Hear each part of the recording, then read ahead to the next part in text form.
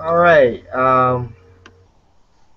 Okay. All right. Take it. Start. All right. Welcome to your Germany versus Argentina 2014 World Cup finals, and we'll be reviewing the finals of the match. And to me, for this video, I have Luke Stoll joining me. I wanted him to join for the Holland match, but I had to do that one alone. So we'll review the finals. So um, in this video, I want to actually answer a question in case anyone can actually join in also and comment and answer the question, and that would be: do you think that Lionel Messi is overrated, or do you think that for this World Cup, it just wasn't his World Cup and he actually didn't win in the end? So you can ask that question, and we'll go through that as the video goes on. But first, I want to get your thoughts, Luke, on the World Cup in general, and then also specifically for this match. How did you see this match, and how did you see the World Cup overall um, against past World Cup games? Um, oh yes, good night everyone. For me, the World Cup was one of a lot of upsets. There was no real clear-cut team that had a chance of winning it. Um, of course, Netherlands with the first shocking result, 5-1 over the defending champions. Um, Nobody definitely expected that, but I expected Netherlands would win. But I didn't think Spain would get knocked out in the first round. I didn't expect them to lose so badly. And really and truly, their only positive um, play was against Australia when they beat them 3-0. But the thing I found very shocking was most of the players they played in that 3-0 victory, they didn't even give a chance against Netherlands or Chile, and players like David Villa, Juan Mata, just were never really given a chance. And it kind of showed in the defeats that they were definitely missed, especially via an attack.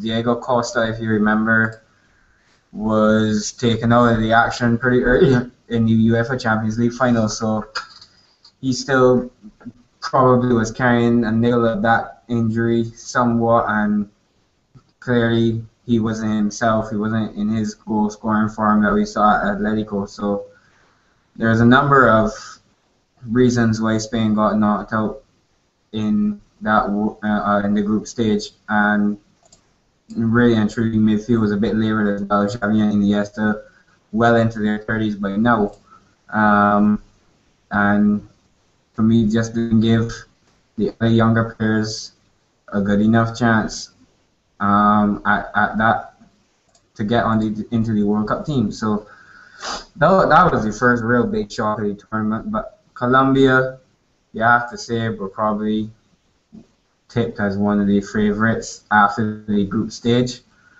They played some really fantastic football. The goalie World Cup actually came from James Rodriguez, who also got the Golden Boot, I believe. Um, for me, Messi definitely overrated in my opinion. He's gotten recently a lot of help from Xavi and Iniesta, two absolutely world class midfielders for Spain and for Barcelona, especially through the last 5 to 10 years. Um, they've just been very much a vital part in Messi's seemingly unstoppable goal scoring record. Um, since that Champions League final Barca played Man U, I think it was 2008 or 2009. But from then on, he's just simply unstoppable. Cristiano Ronaldo, really the only starter that people thought could really rival him in terms of goals, and he showed that when he moved to Real Madrid. He's been scoring like 40, 50 goals in all competitions almost consistently every season. Um, So, but those two really failed to shine at this tournament. Messi just happened to get a little further in the tournament than Ronaldo. Um, I guess you could say Portugal was probably in the harder team, harder group really to get out than Argentina, and that may be a reason why Portugal didn't go further in the tournament than Argentina. Because really look at it, they performed better in the few games they had than Argentina performed overall. I will give it to them though. Mascherano had a very good tournament. I think he was in an integral part in their lineup. He always made that match-saving tackle in the semi-final against Netherlands, especially. He made a number of match-saving tackles that against Robin and against Van Persie that you felt had he not been there, had another midfielder been there, maybe it would have been tough for them to get onto Robin and get onto Van Persie, shut them down the way he did. Um, Overall, really, I guess the player for the tournament for me would have been James Rodriguez. He really looked the attacking part for the most of the tournament up to the match against Brazil. He performed well. You would actually that game against Brazil, maybe they were. I'm talking about Colombia. Were taking out the game a little early with that offside goal. They were not allowed it, but they should have been because the referee made a mistake that time. Actually, talking about that, the referees really didn't perform that well this tournament. I was actually shocked with a lot of decisions they gave. There were a few dives that went unnoticed, and excuse me, and some tackles that should have been yellows or reds and didn't receive any cards. Um, as I was talking about James, up to that time, up to the match against Brazil, he performed very well. I think it was 6 goals in the tournament he had, and had he gone on to the semi-finals and possibly finals, he could have even gotten more goals. In terms of the final now, um, well, hand over to Dario to get his thoughts on the final, and then I'll have mine. Dario? Hey, well, I was gonna make a point there just now. Oh, I think it gone back up my head though. But I think for me, I was very impressed by how I was very impressed also by I was very surprised. Sorry, to say that first of all, by how the Spain game actually went, how Spain's tournament went, and I have never seen Iker Casillas play so bad. I mean, Mm. I thought the 5-1 was just like his off game, but who did they play against on the second one? Then they got beat. Who did they play against them? Chile. What was that? Chile? Chile? Yeah, and then they went that game, and it was like, okay, is he getting to a point in his career now where he's no longer that good? Because for years I've been hearing people say he was never really that good. I've heard a number of people put him above, or put Buffon, sorry, above him. Then used to say, well, Casillas is that good, and all people say, no, he isn't as good as people think. So in this tournament, it was a major letdown. For me, I think it was a mistake to play him in the tournament, especially as a starter. Um, there were two other goalkeepers that come to mind that could have had a start before him, and one that automatically comes to mind, and not because I'm a Man United fan, but because David De Gea has had a fantastic season really behind the bars for the past couple of years. Um, Last year, especially, he really came into the kind of form that Sir Alex Ferguson saw in him at Atletico Madrid, and really and truly, if he wasn't there, if we didn't have a goalkeeper of his quality, we could have seen a much poorer season than we have had. Um, Not only that, but our defense was almost terrible. Speaking of Manchester United's defense, and that means he's even just that much more important, that much more an important part in our lineup over the whole season, not even just Premier League, but Champions League as well. Um, so I was shocked to see that he really didn't get the start ahead of Iker Casillas. Also because Casillas was injured for at least half of Real Madrid's season, if not more. Um, and actually, most of that was counting down towards the World Cup. There were parts of his Real Madrid season where he wasn't even injured, just on the bench because he didn't have enough match fitness for those important games. And Carlo Ancelotti saw it and played Diego, forgetting his last name though, Gomez, I think, Diego Gomez ahead of him. So really, a number of the starters in Spain's lineup shocked me. Boy, I just don't know how Mata didn't get a starting lineup. Especially against Netherlands and Chile, his pace and his eye for the pass really could have.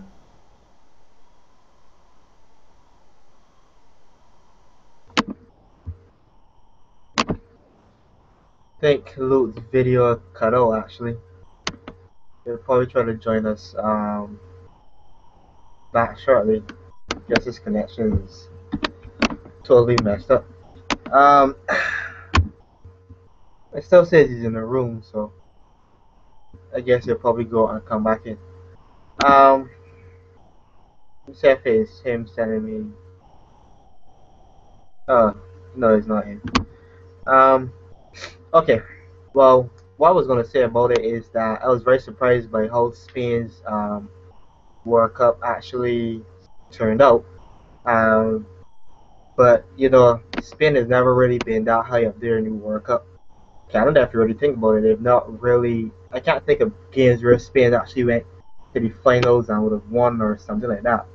I came close to it. I'm trying to think off the top of my head, but I don't remember any instance like that. So even though I say I'm surprised, I'm not completely surprised by it because Spain has not actually been, as crisp as they could be in previous, as they were in the last World Cup. We could definitely say last World Cup was definitely Spain's one, but this one seems to be didn't seem to be, didn't seem to be actually. Wait, give me a second.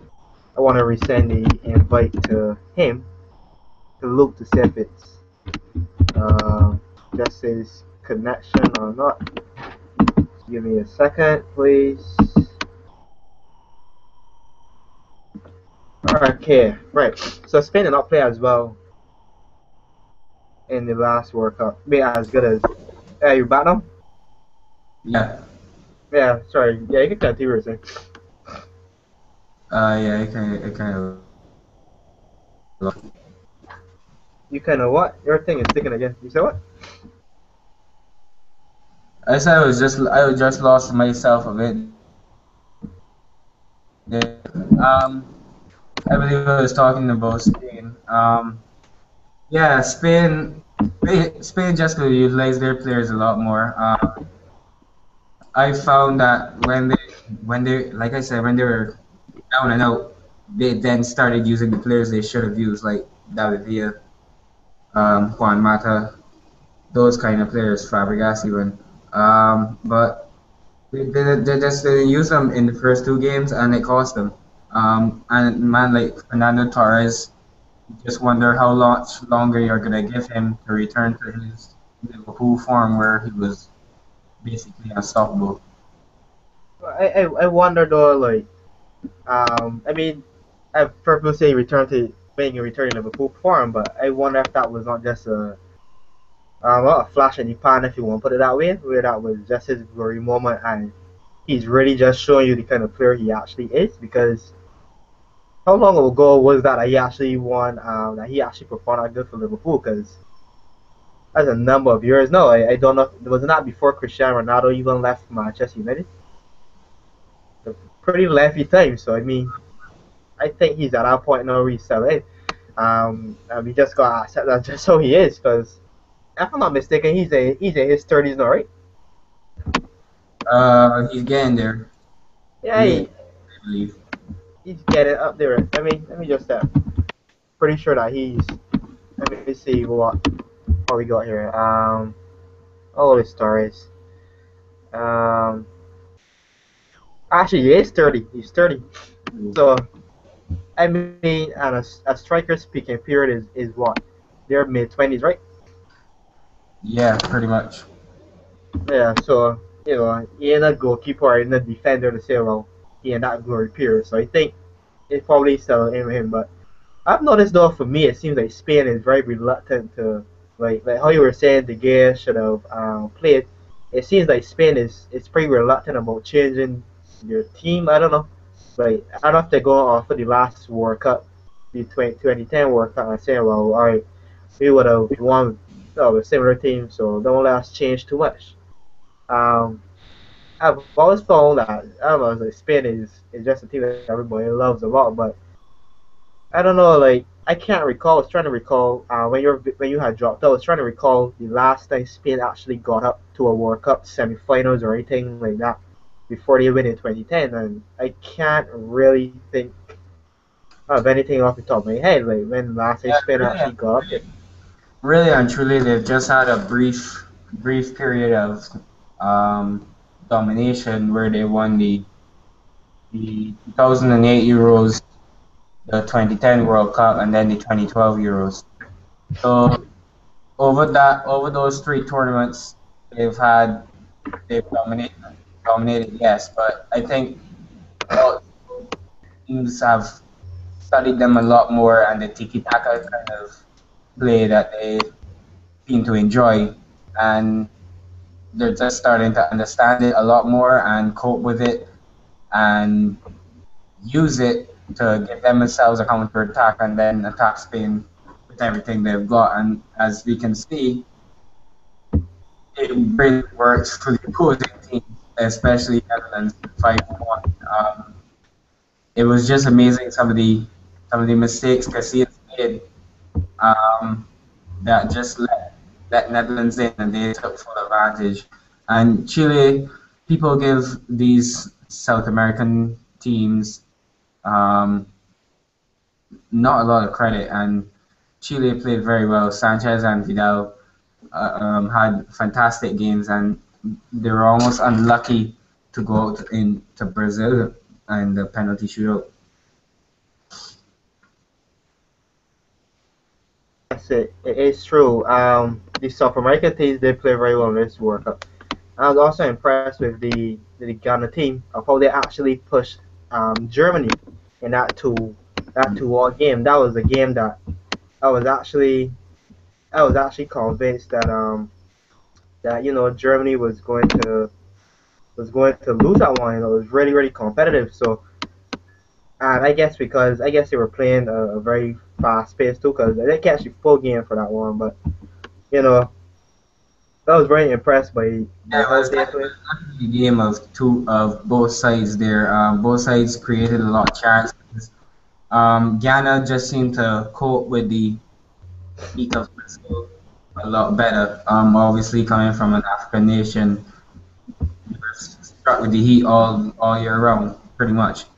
So they would have been able to cope with that part of the game a lot better, and it showed in their attack. They were able to just run at the defense a lot better. But I found that Germany came back well, and they really impressed me in that game because Ghana almost hit them with everything they got. I think if they didn't win that game, it was pretty much they were out pretty much from then on. So they really gave it everything they had, but Germany showed their class this tournament throughout. Really, gotta give them full props.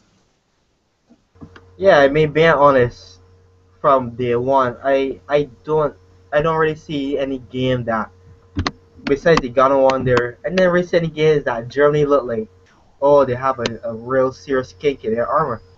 Like I was putting up a Facebook post and I said they actually look like a touch above everybody else. I mean the way they were playing in this World Cup was just amazing.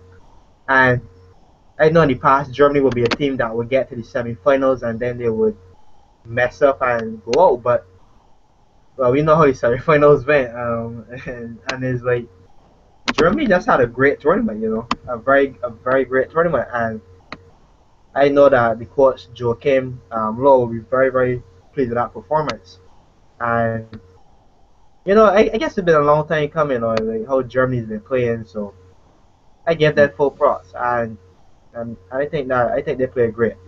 Um, I was I was I was surprised by some of the other teams going like Italy. Well, France won against Germany. I guess I expected that to go on that way. They go. It was close. Um, so yeah. James Rodriguez played very well.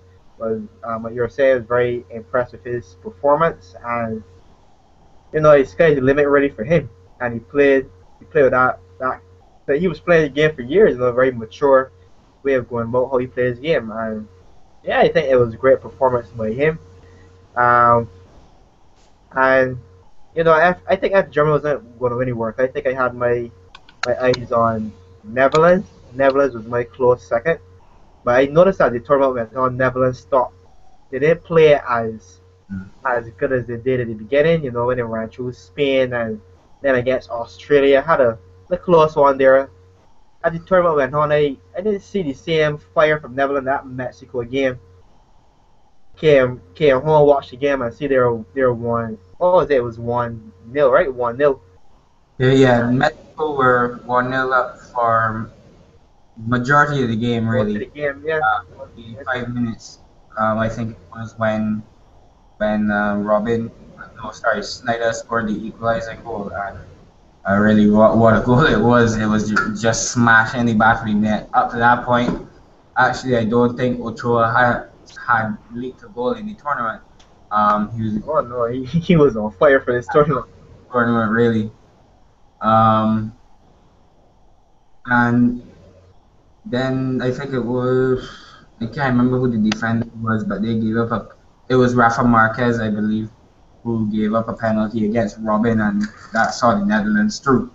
But yeah, as the tournament went on, from there, Netherlands just didn't look like they had the fire in them to push on and keep getting better.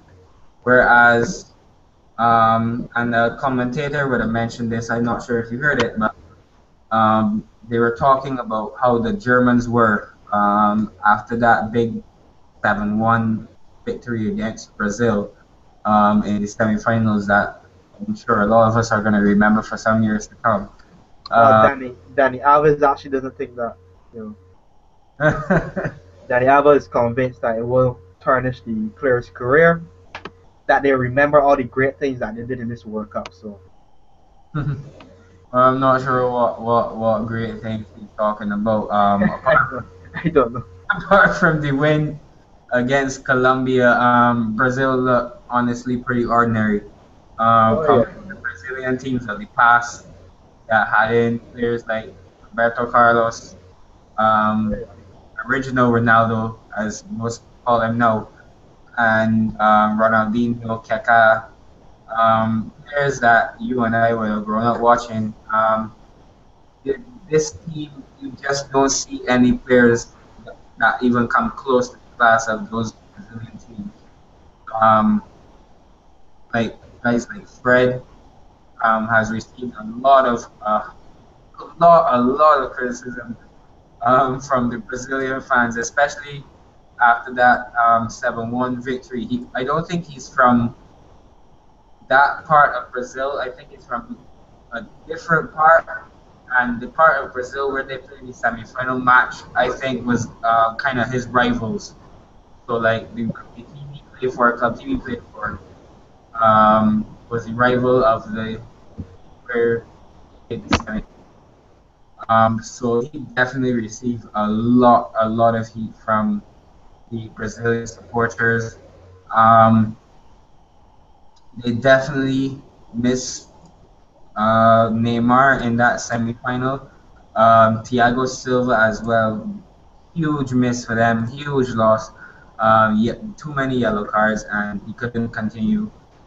Um, before you go on though, you know that I was actually like going through Brazil's games and all that, and going back as far as the Confederation Cup, and I noticed that in none of those games, David Luiz was actually striking without Thiago Silva. So I think it clearly shows what kind of player that David Luiz actually is. Like when it comes down to him being the main defender, that he can't hold on the defense. Mhm. And David like, Luiz is a kind of a loose cannon, really. You never know which one is going to turn up. We saw a fantastic David Luiz against Colombia, but I just feel that he needs that leadership kind of player next to him. Um, so like a Vidic for United or John Terry for Chelsea, or as you said, Thiago Silva for Brazil. You just feel that he needs that experienced leadership quality player next to him just to keep him in line and keep talking to him and saying, all right, this is what you should be doing. All right, you messed up on that. Let me not do it again. Get your head back in the game. Stuff like that. Um, I'm sure I heard Mourinho mention it as well. But anyways, yeah, I just feel like he needs that kind of guy next to him, just to keep him in line. yeah, yeah, it's very true. He was disappointing. He scored that brilliant goal. That was against Colombia, right? Yeah, free hit. Yeah, yeah, brilliant free kick he scored there, and that was fine. But like this semi-final series, man, that was that was just embarrassing to watch. And I had done in my review was saying that I find that especially where we live, like a lot of people will support a club, and then the moment the club start losing, they switch, and it's That's one. not that they just switch and become bandwagoners, but then like a lot of them will still turn around and bash the same club that they just switched. Problem is like, how you bash the club that you just were backing? I mean, you switching now and then you want to come and attack the club that you were never there. Is like, I don't understand. That doesn't make any sense to me. Like you switch, well, okay, this support we supporting, knowing we're only players attacking the club. I don't think some people try that after they live in Brazil, because they probably be dead, you know. They realize, oh, you want to switch? Okay, well, all right. I guess you want to leave this stuff. So, you know, um, there were a lot of sets in this tournament, and I like that. I like when things are not straightforward in the tournament, where it's just like, oh well, Spain is going to win. Oh well, Argentina is going to win, or whatever the case is. Get that unpredictable nature, and it makes a very exciting competition. Of course, the Heat would have had a lot to do with that, the Sophie European teams. But um, overall, though, it was a very exciting tournament for me. I didn't watch as many games as I would like to, though. I think last World Cup was a bit more involved, but um, the ones I did see though was very good. Mexico definitely played well in this World Cup. Also, Ochoa, top keeper. Um, yeah, so yeah, I'll leave it as that. Before we start, I want to say, well, before we go on to the actual match, I would say that, in my opinion, Messi is someone that needs people to feed him the ball. It seems that that's where we really see him being able to, fully let loose. But like when he's in that role where he has to, sorry, I guess, control play and pass the ball instead of players, he did it a few times in this match, but it wasn't as fluent. And I think that I don't know, like he didn't seem to be like he fully wanted to win this match. It was like, yeah, okay, I could win, that'll be great, but you didn't really see, that fire, like that same sort away from the Germans. Like, how many the Germans were just running up and down. My goodness, man. I mean, they played brilliant, but Messi there was like, at one point, I was looking at the match, and I was like, especially I think it's like somewhere during the second half and like into extra time. I'm looking at the match, and I'm like, wait, is Messi still on the pitch? Because it went like a period where he was doing nothing. It was like he gone off, right? Because I don't see him on there anymore. So it's like he just died down. But Yeah, for me, as you said, Messi needs the assistance from midfield. When he's given the ball and expected to perform the roles that really would see Xavi, Iniesta. and those kind of players doing for Barcelona. Um, when he's asked to perform that kind of a role, a Wayne Rooney type of role, if you will, which is stepping back from the main striker, Wayne, and sort of setting him up for the chances or creating his own. That's a, Uh, like a deep forward, right? Pardon? That'd be like a deep forward, right? Yeah, kind of like they call it the hole between the striker and the midfield. Just to kind of linger around that area, receive the ball, do something with it, or set someone up with it. Maybe do a spectacular pass or a chip or something. Just do something. But we just didn't really see Messi trying to do anything. We'd always give the ball off to someone else. Um, I'll get to it when we get to the match. I'll get to his chances later. But there were just a couple, not only in the final, but throughout the World Cup, there were clear-cut chances he just didn't take that you would expect him to at Barcelona. Um, for me, Germany, as I mentioned it before, after the semifinal against Brazil, most teams would have been stoked. I mean, it's not every day you beat Brazil 7 goes to 1. In fact, that comes around probably once in a blue moon. But they saw the opportunity. They saw the hole in Brazil's defense, and they just attacked it time and time again. Julio Cesar, yes, he's old, but to be honest, you couldn't really blame him for any of those goals. It was really the defense's fault. As you said, David Luiz didn't perform well. Missing with Thiago Silva at his side, he didn't seem to be able to cope without him. But after that semi-final win, most teams would have been thinking, well, we done win the World Cup. We beat Brazil 7-1. I think it kind of took everybody a couple of days just for it to sink in. But most of the commentators said, well, Germany looked like it was just another game. The game was won. They celebrated, shook their hands, and they were off with not much emotion really. Of course, they would have had happy faces and yes, yeah, we won the semi-final. We're through the final, but they didn't overdo it. Um, and it just showed that they were in that frame of mind. Like we're not done yet. We still got another 90 and a possible 120 minutes to go next weekend, where we have to give it our all against quote unquote the best player in the world and Argentina.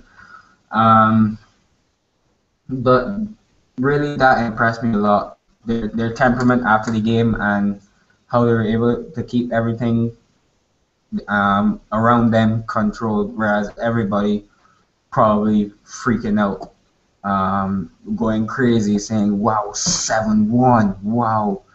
And they're just like, "Okay, keep it cool. We're not done yet. We got one more game to go. After that, we can let loose, party hard, drink as many celebratory drinks as we want, lift the World Cup for everybody to see because we will be champions. But for now, we're gonna keep on down low. We're gonna keep training hard, keep our focus, and win that final." And in the end, well, they got it. You know, like you mentioned that point there about the fact that the players just treated it as it was just an ordinary game.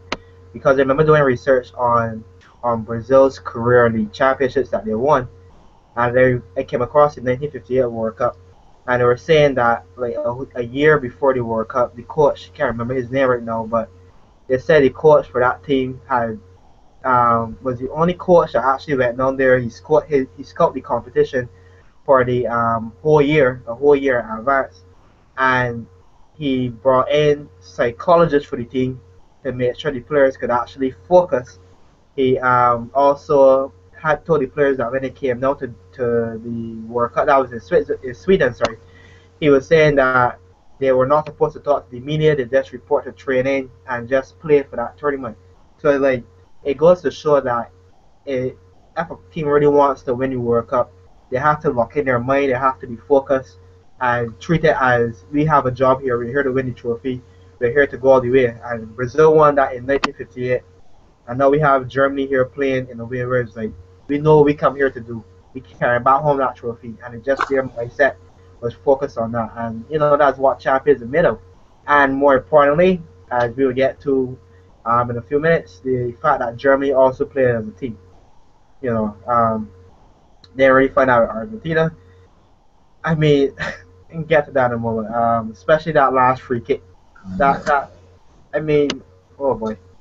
Oh, Um, yeah, so it's like there wasn't much teamwork in Argentina's team. So yeah, overall, great tournament, and I enjoyed it. I enjoyed the upsets, and I think the right team won because there really wasn't many teams that I see that could touch Germany. And for me, I would say that if Barcelona, not Barcelona, if Brazil, sorry, could beat Germany by some miracle, they would have probably gone on already World Cup.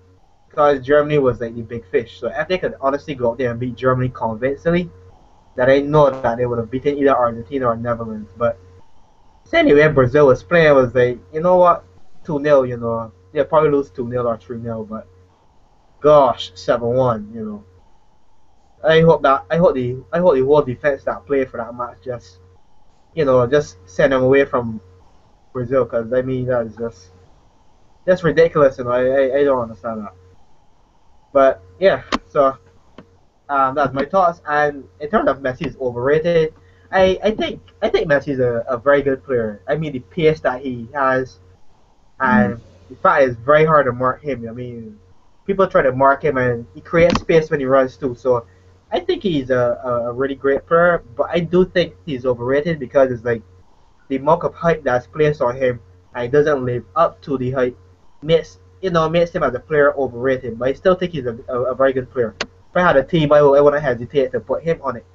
But it's like you hype him a bit too much. So I mean, I'll bring it down a bit. Like I think if there wasn't so much hype surrounding him, but I mean, we're talking about human beings. We're talking about news outlets that love to capitalize on the whole thing. It was Messi, versus Closer, and all that sort of stuff. It's like the that's people exactly. that love to capitalize on it, they will always push him as that way. And I think that can affect a player, even though you're not supposed to stop you at that level, at this level. But it's like it will affect you because like everybody expecting you to play this way, and if you have an ordinary game, it's like, oh, Messi, oh, he ain't good no more. But then you see a totally different player in Barcelona, and Barcelona has him. So it's like, I think just take it back down a bit, but you know that's that. Um, so I guess we can get into the game Yeah, now. to Have carry some. on from what you said, I just find when they put so much hype on these players, it has to affect them. It has to.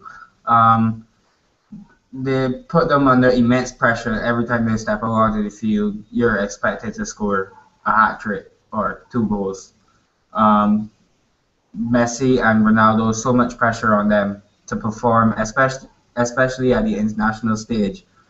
Um, and I find, my opinion is when there's a lot of hype placed on those players, they become, especially when it gets to the international games, they become um, their default setting for attack, so to speak.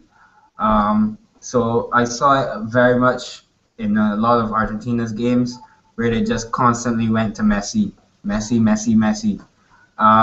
And as we had talked about earlier, he doesn't really flourish when given that kind of a role. Um, we saw glimpses of it. I think it was against Nigeria, if I'm not mistaken, where it was 0-0 till basically 90th minute, and then he managed to cut in off the right hand wing and slide one in into the far post, bottom corner. But really and truly, he didn't have the tournament you expected, and you have to say the pressure placed on him played a part. Also, the role he was given played a part, and really and truly, I expect to see him at his best back at Barcelona, and with Luis Suarez joining him, albeit in October when his ban finally lifts, um, they will have a very threatening attack. Suarez, Neymar, and Lionel Messi. Those are three of the most lethal strikers that you will ever come across. I just hope he doesn't bite anyone, in Yeah, to continue with that, I think I saw somebody actually post that he has a clause in his contract. So if he bites someone for the fourth time, then expect to see him dropped with probably not much money, if any at all. So you'll have to keep that mouth. well done, Barcelona. Well, um, yeah, and they had to do it also to the fact that they didn't win any trophies last season, also. So it should be interesting though, because Luis Suarez is a great striker, and Uruguay would have probably gone a lot further if he was in there, for sure. When he left, is that the Uruguayan team just left too. You know, but it's sad to see a player doing that in a sport. That is, I don't know if he's fighting Mike Tyson or something, but I don't know. This man biting people. They never get that, but um, it is what it is here. Um, yeah. So that was I guess our little mini review of the World Cup. The games that are still out there. We still have to, I guess, to talk about that after we finish this game. And short about the controversy surrounding Messi and his golden ball. So we'll mention that afterwards. All right. So for this game, Sami Khedira they said got injured in the pre-match warm-up, and he was replaced by Christoph Kramer, who was playing in his first World Cup. Lou, what do you know about Christoph Kramer? Because I'm not too familiar with him. Yeah, I don't know much about him. I saw him for the first time this World Cup, really. Okay, Um, so I don't know too much about him, but he's supposed to be very good. okay. Well, it didn't last very long this World Cup because as soon as he started, he had to actually he collided with someone. I can't remember who he collided with, but he actually hit into someone while he was actually on the field. I had it written down here, but I don't know if I can find it now. But he actually collided with. I just saw he received an uppercut 16 minutes into the game. I can't remember who he hit into, but someone hit him and he looked like he was had a concussion. So uh, that's sad. You come in the finals, you play, you get the big break, and then you have to leave. So unfortunate for him there. So I guess I guess at least watch more of the German matches as time goes on, I would probably see more of him and be able to far more of opinion about him. But basically, Germany fielded a 4-3-3 field for this game. Argentina had a 4-4-1, 4-4-1-1. Sorry. Um, Pardon? Yeah, 4-4-1-1. Yeah, 4-4-1-1. And you said earlier Messi was playing just behind Higuain, so he was set up the shots there for him. Um, but I said though that for this game, I thought that Philip Long played exceptionally well on the wing.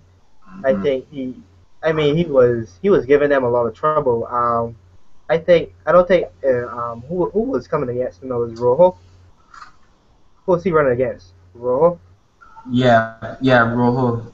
He wasn't really able to cope with him that well. I mean, he got in there and every time he got the ball, he was finding a way to get it inside the box, and he played really well. I'll give him props for that. Yeah. So for Argentina's team, Angel Di Maria was still out injured.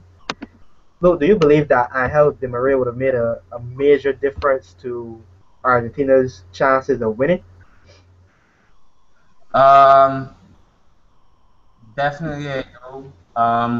Would have been one of those players who plays in the midfield. Generally, he plays for Real Madrid on the wing. Um, Recently, since they, especially last season, since they've acquired Gareth Bale, he's played generally on the in the midfield area, and we saw him again this World Cup for Argentina playing that midfield role, sort of the playmaker role. You think that would have been vital for Argentina's hopes of making a goal in this World Cup final, and you saw that they didn't. Yeah, so that would have definitely would have affected them there not having him there. Um, so as the commentator was putting it, you had Marcherano to defend and you had Messi.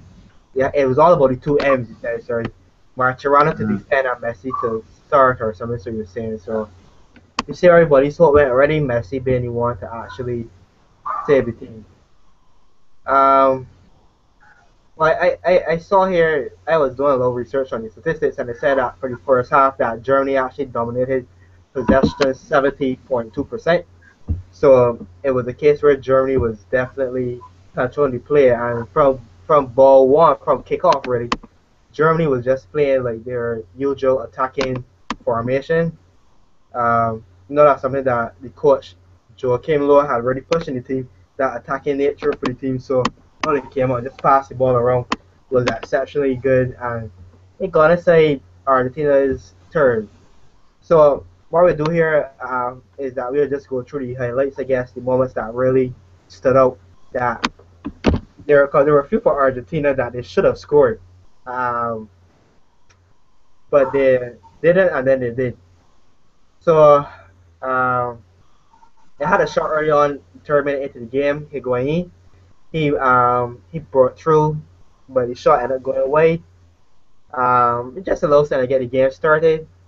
Messi, 9th minute, looked threatening against Hamos, but nothing became of that.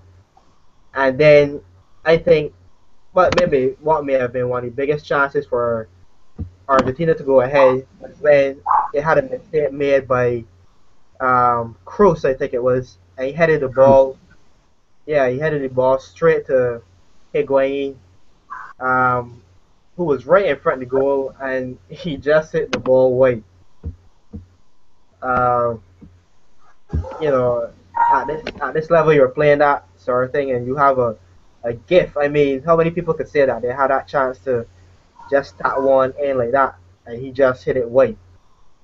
Oh boy, so um, quite a sitter there, and he just let it go. So I sure looking back at it now, the Argentinians would be taking it themselves. If I could have just put in that goal, if I could have just put in that goal, we would have gone ahead.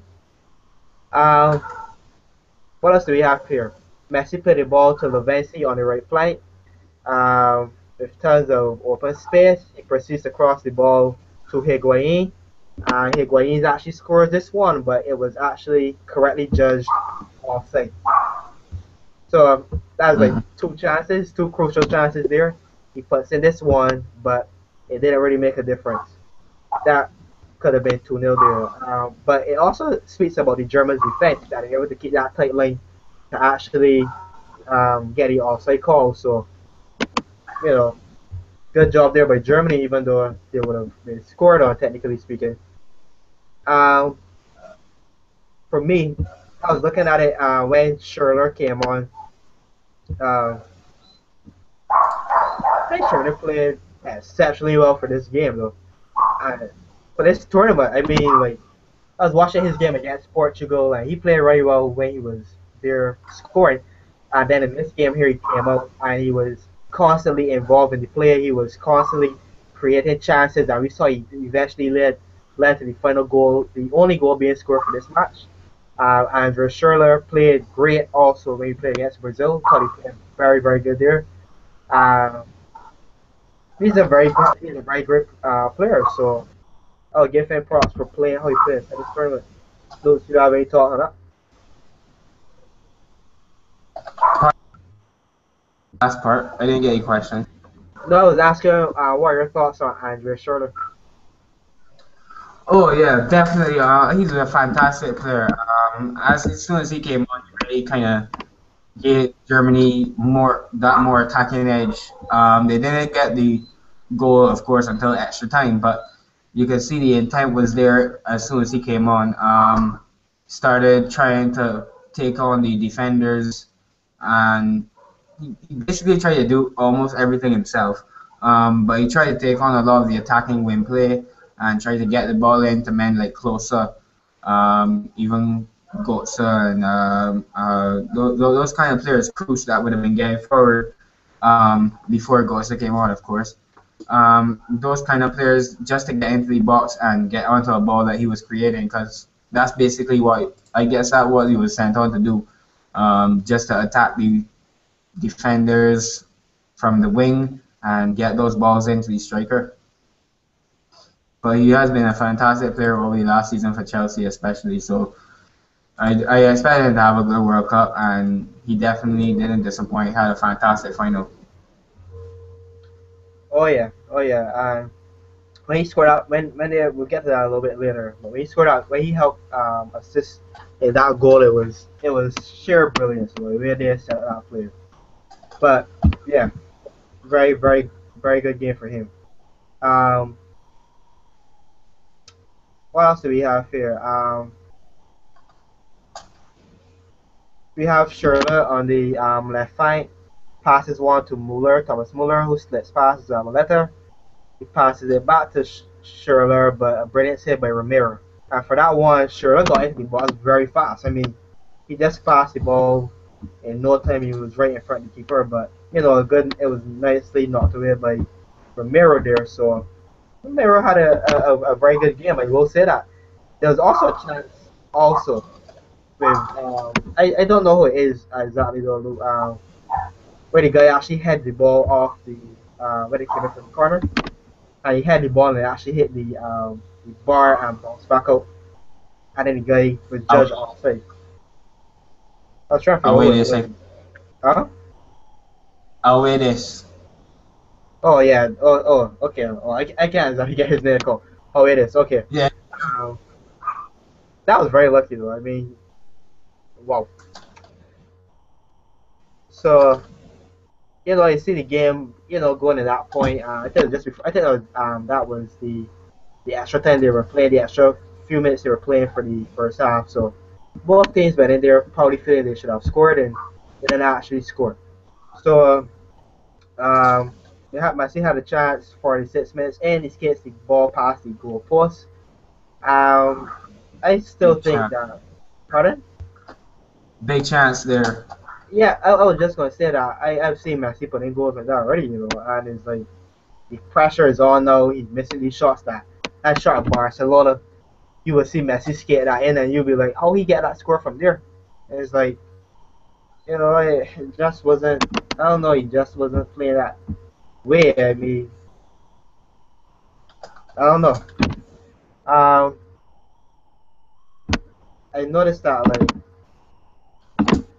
as the half continued, Argentina started playing defense a little bit deeper. I don't know for Argentina if they were just deciding that they were going to go for I don't know extra time or something because I started seeing more Argentina players get pushed up into their own third, and then you see the Germans doing a lot more attacking at that point. So I don't know if Argentina decided that we're just going to play defense now and counter attack or something. But yeah, I noticed that when they were going out there. Um, I don't know if this here is. I think this is an extra time. I think this is extra time here. Uh, so before I go on to the extra time, and I'm go alone. There's anything else you want to add? Um, yeah, I just made a few. Just want to make a few comments on the game. That chance for Higuain came very early on in the game. I'm not sure. Probably a little bit of a match day nerves from Tony Cruz, but really and truly, his heart would have been in his there. And in the end, it turns out Higuain misses it just wide. Maybe a bit of nerves from him also. Um, but that was really the first clear-cut chance I saw from Argentina. So they were really showing their intentions early on. Messi was attacking Hummels, and I think it was Awedes from the right hand side, and they found it difficult to cope with at first. But as I said about Germany throughout the tournament, they coped. They're like, for me, they're the chameleon football team of the tournament. They came to the final against a South American team, against quote unquote best player in the world, and they came under attack early. But the thing about a champion is not how they fall or how they're attacked on early on, but how they come back and how they adapt, how they cope with that attack from then on out. And I just found that after the first maybe 10, 15 minutes, they started to kind of get their act together. They started to pass the ball around in midfield, and guys like Cruz, Osil, and Klose started to get into the game a lot more. Um, Again, Messi just on the stroke of halftime. I think it was like 46 minutes and a half, and there was only 2 minutes of extra time, so it was like on the strike of halftime, and he gets a pass. He's almost on goal, and he misses it, sends it just wide of Noor. Those two chances for me, the two clear-cut chances of the first half, Messi and Higuain. Um, for me, it wasn't your classic nil-all World Cup match or international match for that matter. There were lots of chances from both teams. Both teams played very much their attacking football, which is the way both teams play. Um, as we've both mentioned numerous times on this video already, Argentina just seemed to go to Messi a lot more than you would see Barcelona doing, for example. Um, I think a lot more of the pressure could have been placed on Higuain and guys like Sergio Aguero, um, even Perez, for example. I'm not sure how much you know about him, Ivano Perez, but he's quote unquote a very good player. One of Argentina's main attacking threats. But to be honest, when he said I haven't seen a lot of him in this tournament. Um, Cruz also had a clear-cut chance and he missed it. Um, Again, sent through it on goal. I'm not sure. It was a very, as I said, it was a very attacking final, and throughout the 90 minutes, both teams just that game winning goal, that moment of attacking brilliance where it just everything just seems to fall into place, and eventually you get the winning goal. They just lack their composure in front of goal. Really, that's the word I was looking for. They lack their composure in front of goal, both teams, and you kind of pay for it. The post when away they hit the post. Again, good opportunity, just offside. And I think there was another chance. I'm not sure who it was from, but they were also offside. And Germany's attack looked very good, except they were kept going offside. Argentina had some offsides too, but I don't think it was as much as Germany. Um, Lam and Ozil, as you said, definitely important in Germany's attack. Lam just kept going. I think he was playing defensive midfield, if I'm not mistaken. You could correct me on that, but I think he was playing defensive midfield. But you saw the attacking Lam in this game. Sometimes he just sits back, takes the attack, kind of swaps it in, so to speak. alongside Schweinsteiger, and they kind of sit back, pick the passes from deep. But credit to both teams, we saw a really attacking final, um, and the fact that neither was able to really get the breakthrough, I guess, speaks volumes for both teams about how good a tournament they both had. Um, of course, we've said a lot about Lionel Messi. Um, a fantastic player, goal scoring genius, really. Sometimes you just have to marvel at some of the things he's able to do. But didn't have the final we all expected him to. We didn't see a lot of Messi this tournament, and we've both talked numerous times on this video, especially about the service he requires from midfield. And I think if they could have placed him, maybe if they tried him out as the lone striker for a little while, maybe have Kun Aguero on the left and somebody like Lavezzi. Lavezzi had a fantastic game attacking. Cut that ball into Higuain, which turned out to be an offside goal, was absolutely brilliant. Played it a couple of seconds earlier, he might have had him on side, but you know those things kind of happen. But yeah, all in all, it was absolutely an amazing final. I thought the difference between the two teams was definitely the defense. Ezekiel Garay had a fantastic season for Benfica, winning the Europa League and the Portuguese League, of course. But his partners didn't really impress me. Rojo did a good job on the left, and we all know what a good player Pablo Zabaleta has been for Manchester City. But the McAllish, jury's still out on him, to be honest. I think he's past his best. He still has a lot to offer at club level, but you saw him at Manchester City being beaten a lot for pace, and ultimately that told in extra time. Yeah. Um, you know, I also thought that for this World Cup, for this match, that you found as it went on that Schweinsteiger and Tony Cruz were also taking more control in the middle of the pitch. Um, I think Kun Aguero was very fortunate. Also, as we were saying earlier, the refereeing was not that good for this World Cup. He was very fortunate they actually get sent off when he actually hit Schweinsteiger in his face, jumping up the True. ball like that.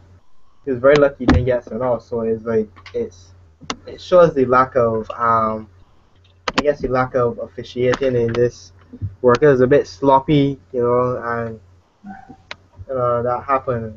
Even at the very end, Schweinsteiger got injured and he was so blue for the final time. So it was like it just wasn't fully his game, but you know, that happened. Palacio had a shot early on. I think it was In that, Messi that who's that passed the ball to him. Rojo, right? Rojo crossed the ball into him, and he just need to chip the ball over Norris' head, and he just chipped the ball wide, and it's like I remember him having a chance like this against Netherlands. One time with his head when he got the ball passed to him, and he just had it to head it over the keeper, and he just hit it right in the keeper's hand, and it was like but in this shot he realized he didn't get his full, he didn't get the first touch wasn't that good, so he was then scrambling for it because the defender, I think it was Boateng, that was probably on him, and he had to take a quick shot. And Nora is coming there to clear it too. So it's like, um, okay, I understand that one because there were much better shots in the game that Argentina could have used to score. So yeah, won't fault him too much there for that one. Um, but yeah, and then from basically there, you just get basically the the goal of the game, and we get the hero for Germany. And I was watching the game very closely for that goal, and I saw that that was just absolutely brilliant play by Germany. You just say that how Schürrle has the ball, he's running down the flank, and you also have uh, Goetze also, Mario Goetze also on the same flank too, and he runs inside and creates space because the defenders know that we're marking him, follows him, creates space, allowing Schürrle to keep running down the flank, the left flank, creating more space, and Schürrle just crosses the ball brilliantly to him. He controls it on his chest and just volleys it straight into the net. I think that's a goal worthy of winning a World Cup. And I was reading something that Joaquin Low has said. Let me see if I can get it here. He said, I said to Gertza, okay, show the world you are better than Messi and you can decide the World Cup. I told him that. I always had a good feeling about Gertza. Argentina were becoming more and more tired, but we had players who could make a difference. Gertza is a miracle boy, a boy wonder. So you have this coach there speaking very highly of him, and I think the sky is really the limit for him. Um, he's another one that he played very good in this tournament also. So Germany has that team coming up, and I know they'll feel very happy about this team going forward because how could you forget Miroslav? If I call his name right, Miroslav Kozla. If I get the first name wrong, pronounced wrong, but he's not coming back for the next World Cup. 36 years of age, so that's it for him. But he ends it as one of the greats for Germans. So if not maybe of all time, top goal scorer. So it's like, um, they'll be very happy to know that Gertz is coming up, performing the way he's performing, and he'll be, in my opinion, right to take over that role once Klose is gone. So that was it there. We have our new your World Cup finals, and you have your World Cup champions, Germany, winning the trophy now for the fourth time, catching up to Brazil, and great, well done by Germany. Well done, great performance by Germany, and well deserved. And I don't have anything else to add about that one. Yeah, that was just a great performance there by them. Um, and Joaquin Low, his first major, well, yeah, I guess you consider that major, because they have a few trophies before at club level. But first major trophy, with the German team, you saw he came into the German team. Um, the coach for German team at that time, I can't remember his name, begins with K. How he brought him in underneath him, and how they were able to play a more attacking football style. Get the Germans out of such a defensive style and get more of the attacking pass and move. And the Germans played that really well in this game. So you see his style is working for the German team, and well done. Very very good job by him. And yeah, that's all I have to add about that. Yeah, Luke, you have anything else to add about the match itself? Um, Continuing from what I said on the first 90 minutes, as we got into extra time, we continued to see chances. As I said, Palacio clear cut chance on goal and this to chip it just a little too high. Again, you could have said a little bit more composure, and he almost won it for Argentina, but you know it's very hard. You have to almost time the ball perfectly, and he just didn't get the touch he wanted. Um, Götze's goal though was one of the goals of the tournament really. Um, it was just fantastic play by Schürrle. As I said, sent on the wing to attack really Zabaleta and Di Michelis and Garay, Rojo. Well, you wouldn't seen much of Rojo because he was on the opposite end of the field, but he was just attacking Zabaleta, Di Michelis, over and over again, and he for the goal. If you look closely, you'll see him drawing almost two and three defenders towards him, and that when you draw so many players towards one guy, you leave a hole open somewhere. And top class teams, championship winning teams, sorry, um, they're able to find that hole eventually. Give them one chance too many, and you're gonna end up regretting it.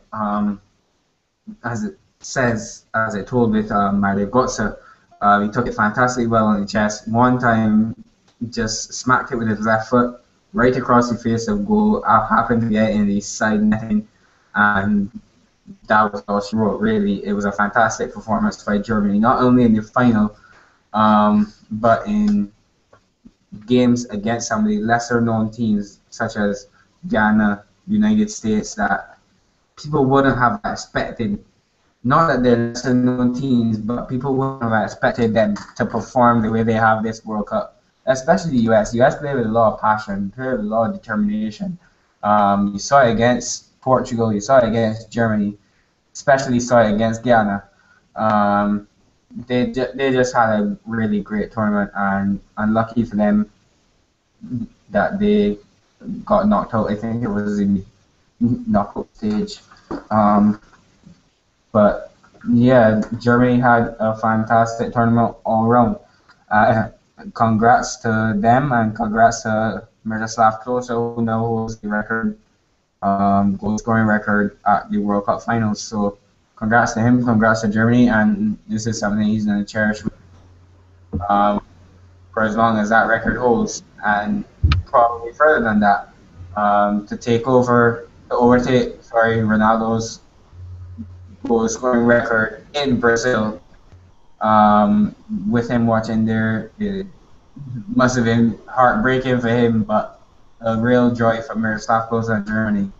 Um, I guess some of their players will probably be on the short list of some managers at this point.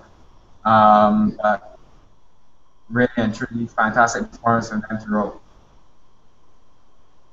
Yeah, yeah, is very true. So good job there for him. Not sure if you want to discuss this in this video or do a separate video later on or something about that. Talking about the award, controversy surrounding Messi.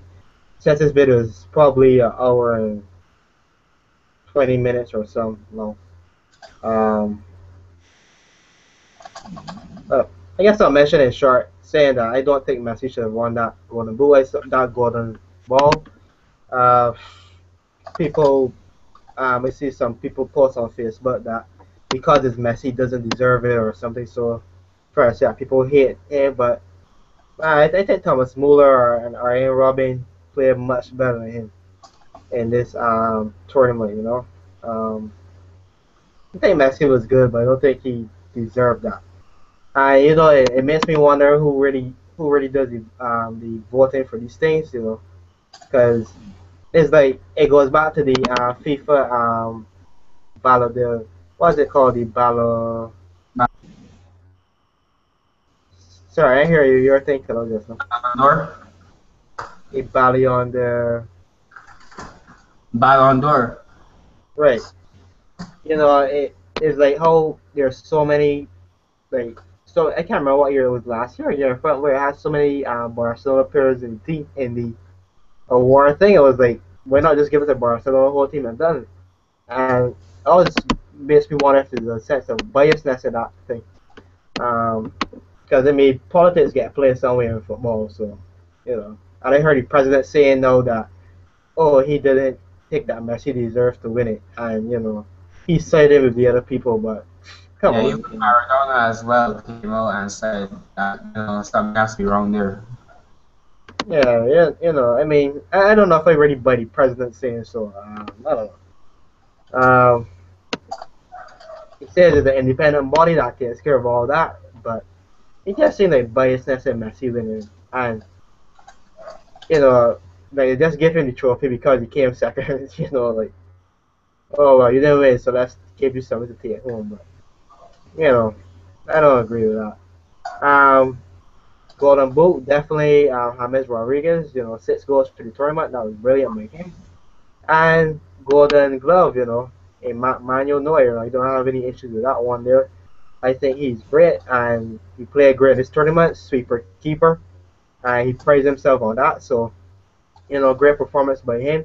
I saw how angry he was when Oscar scored against him in the Germany match, in the Brazil match. So, he got that star of hunger. He wants to be, greatest at what he does. So, I have no issues with him there. Just the Messi one, I would put Thomas Muller or Arjen Robin, or I even know if I'll probably put Andres Schürrle up there, in my opinion, and probably give Messi fourth position or something. I don't know. But that's my opinion. So yeah, Louis can give your thoughts, and I guess we can wrap up the video from there. Yeah, I just see that there's a lot more players that had the running ahead of him. Really. Um, just, I mean, Closer had to be in there just for scoring the world record goal. Um, so he had to be a part of it. Closer had to be. Sorry, I said Closer already. Who's his name now? Schürrle had to be in it as well. He didn't always start, but he came on and he gave Germany that attacking edge. Um, James Rodriguez also, he didn't go through all the way to the tournament, but he had a fantastic tournament, 6 goals and some of the best goals you'll ever likely to see. Even Ian Robin had a fantastic tournament as well. Um, Tony Cruz even also had a fantastic tournament. Maybe Mascherano could have been in the mix. Don't know how many of Argentina's matches you guys have been able to watch, but each time he was really real important cog in the wheel for Argentina. Defensively, his play was very well, and especially in the semifinals and the finals, making a number of match-saving tackles. Um, but yeah, there were a lot of players who could have gotten the awards before Messi. Could have gotten the awards, sorry, before Messi. He just didn't light up the tournament like anyone expected to. So that's the main reason why it's come across as a shock to most people as to how he could have happened to stumble upon this award. As I mentioned earlier in the video, there was only one match that I can remember from this World Cup that Messi's won for Argentina, and that's against Nigeria in the group stage. So semifinals won on penalties, final they lost. Um, just don't see where Messi has had the impact for Argentina that warrants him getting the Golden Ball award. But maybe we'll hear an explanation, maybe not, probably not. And these football controversies will continue. But as I said again, fantastic tournament from Germany's perspective. They play fantastically well in every form of their game. Their defense, Hummels, Awedes, and sometimes Mertesacker. And then you had Lamb and not sure who was the next one. But yeah, those defenders were, what's the word, stubborn, so to speak. They just never really let you in with a chance on goal. Very rarely did they give up a goal. And really their whole play was just a state for surprise if you're a football fan.